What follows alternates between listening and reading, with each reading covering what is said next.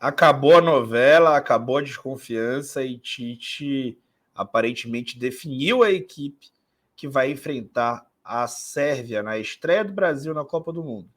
E Tite não vai abrir mão de Vinícius Júnior, como muitos, que não é o meu caso, muitos desconfiaram que aconteceria. Afinal de contas, a seleção vai jogar aberta demais, é uma formação que expõe demais a seleção brasileira. Vamos esmiuçar cada mínimo detalhe desse plano tático do Brasil?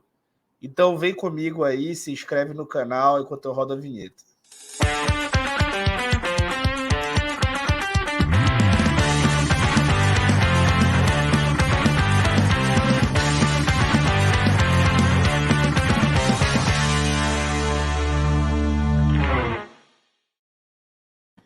Eu tô ligado que você esqueceu de deixar o like. Pô, deixa o like aí, senão eu vou achar que é pessoal. Então bora lá. Qual que é o esquema tático, né, da seleção do Tite? Então, para começar, né, o time passa a utilizar um 4-1-4-1.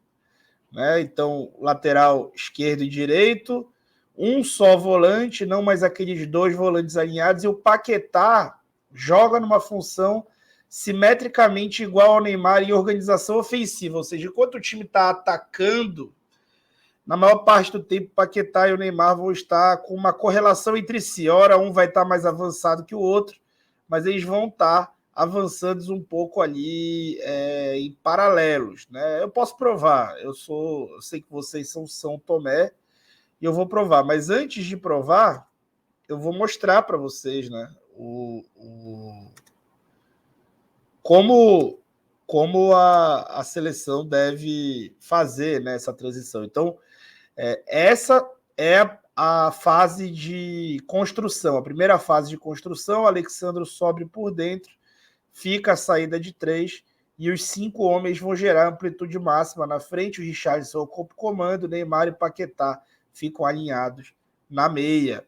Tá? Aqui eu posso dar um exemplo, a seleção já vinha jogando assim desde março, quando a gente pôde ver o Fred fazendo essa função. Né? Bem aqui está o Neymar, aqui está o Fred. Então, isso já acontecia na seleção desde março. Tá? E quais são os segredos dessa formação ofensivamente? Você abre uma linha direta de passe entre os zagueiros, o Danilo ali interpreta um zagueiro com bola, e os pontas, que são talvez uma das grandes fortalezas desse time, né? Depois do desabrochamento aí desses caras, Vini Júnior, Rafinha, Antony, Rodrigo. Então o Brasil tem muita opção. E além disso, né, o time ele fica como se fosse uma pirâmide. Então aqui a gente pode ver como já numa fase de progressão, já para finalização, o Danilo de novo abandona, o Danilo inicia essa fase, né, de construção, sendo um cara alinhado com os zagueiros, e ele deixa esse setor e faz aqui um volante pelo lado direito, com bola já numa fase mais terminal do campo. Por quê? E aí sim volta a ter uma correlação com o Alexandre. Então o Alexandre primeiro tem uma correlação só com o Casemiro e o Danilo com os zagueiros, agora os dois já voltam a ter uma correlação. E entendam o motivo, né? O nome disso são diagonais de cobertura, a gente vai explorar isso.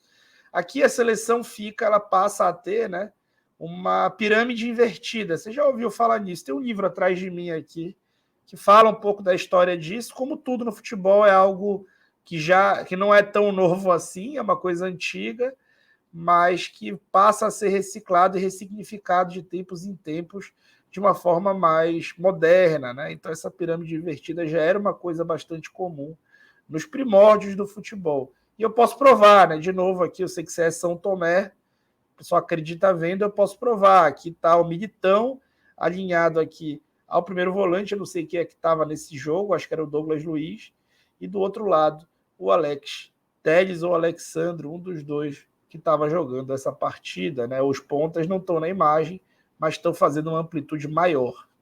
Aqui, né, os pontas já aparecem. Então, a amplitude máxima e os 3 volantes, que na verdade são 2 laterais, um de cada lado, e o volante centralizado com a linha de 5 à frente. Isso gera o quê, gente? Exatamente isso que vocês estão vendo na tela. O que é isso, né? O que são esses traços vermelhos? O nome disso, pessoal, é diagonais de cobertura. O que são as diagonais de cobertura?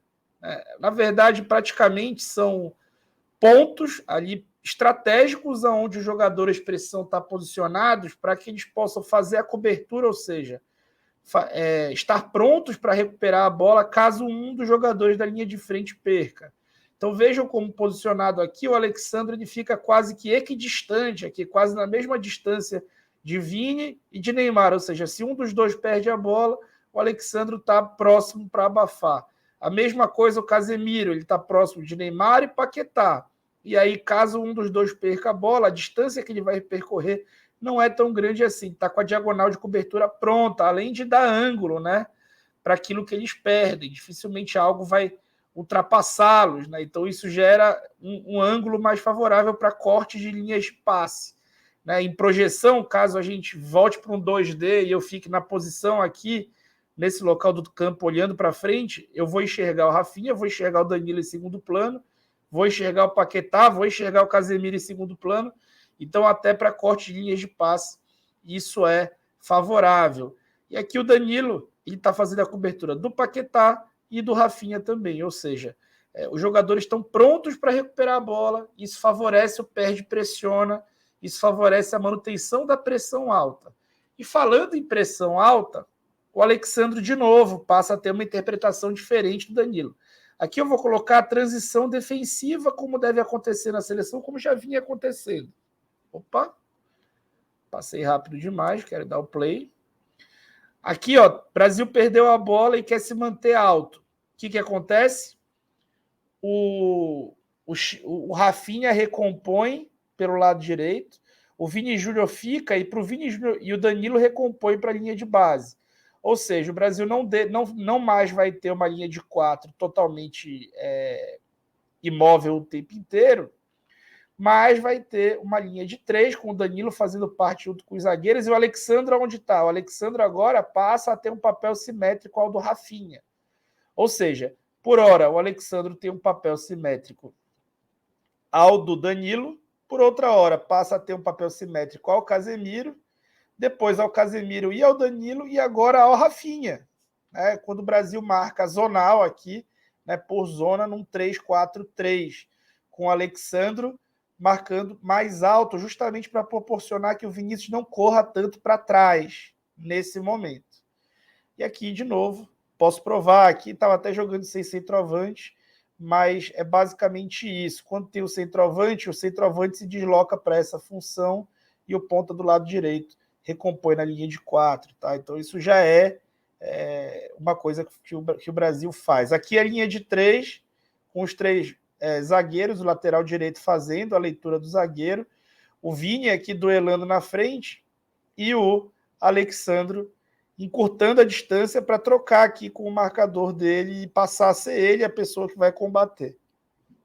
Então vejam como isso não é novidade para a seleção. A gente vinha acompanhando atentamente, já sabia.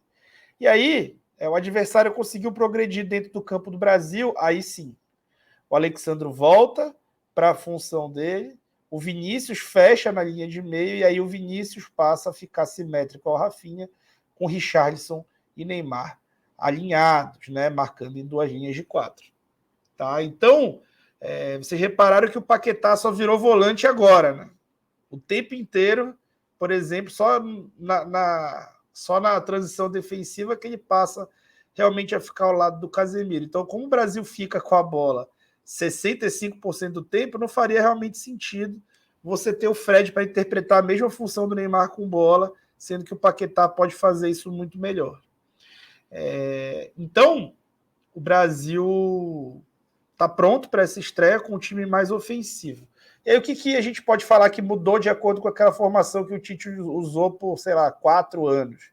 Que foi os 2 volantes fixos e a linha de 4 na frente, sem centroavante. O Brasil agora, ele tem um jogo que favorece os pontas, né? Ele já não tenta forçar muito o jogo com os laterais, tendo em vista aí entre safra, a gente não tem mais Cafu, Roberto Carlos, não tem sequer Felipe, ou Serginho, ou Júnior, não tem mais caras desse nível.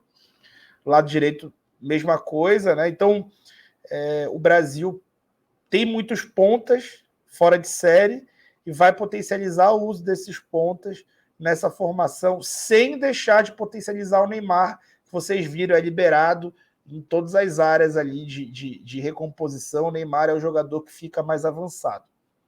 O Vinícius Júnior está sendo também priorizado na formação, para que ele não precise correr tanto para trás. Mas, lógico, não é a mesma leitura dele no Real Madrid. No Real Madrid, ele é sempre um dos dois homens mais avançados.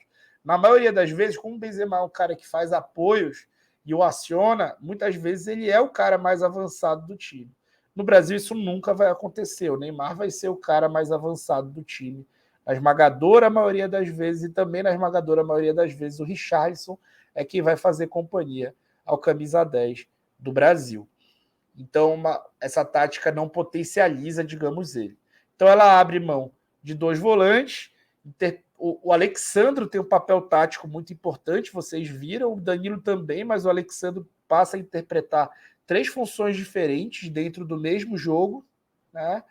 E ele já demonstrou que sabe fazer, tanto ele quanto o Telles, ele um pouco mais, tem mais consciência tática, né? E o Paquetá numa função análoga à do Neymar na maior parte do tempo, mas tendo que defender muito mais. Quem é que não é potencializado por esse jogo? O Richarlison, né? O centroavante, de novo, mais uma Copa que isso vai acontecer. Dessa vez faz muito mais sentido que ocorra do que da última, mas o Richarlison nessa Copa, com essa leitura tática, vai precisar recompor bastante, especialmente na marcação alta, um pouco pelo lado direito, porque o Neymar é quem sempre vai percorrer a menor distância, então o Neymar vai fazer o comando dessa marcação alta já por dentro, e o Richarlison vai ter que fazer o lado direito. Isso não é tão comum, o centroavante geralmente trabalha por dentro nesse tipo de recomposição. Porém, já num bloco médio ou baixo, o Richarlison vai estar também sobrando junto com o Neymar na maioria das vezes, tá? Então é isso, acho que o Brasil chega muito bem preparado, acho que essa formação potencializa bastante Vinícius e Rafinha, e é claro que não é exatamente igual o Vinícius joga no clube, mas é uma adaptação que demonstra boa vontade do Tite para tentar utilizar o garoto, que realmente não podia ficar de fora, tá bom? Expectativas muito boas para a seleção brasileira, mas um adversário dificílimo. Assiste aí o vídeo que eu fiz da Sérvia, o scout da Sérvia. A Sérvia é muito mais do que Vlahovic e Mitrovic. Tem bastante time, é um time difícil e não é uma estreia nada fácil que o Brasil vai enfrentar. Tá bom? Beijos, eu fui.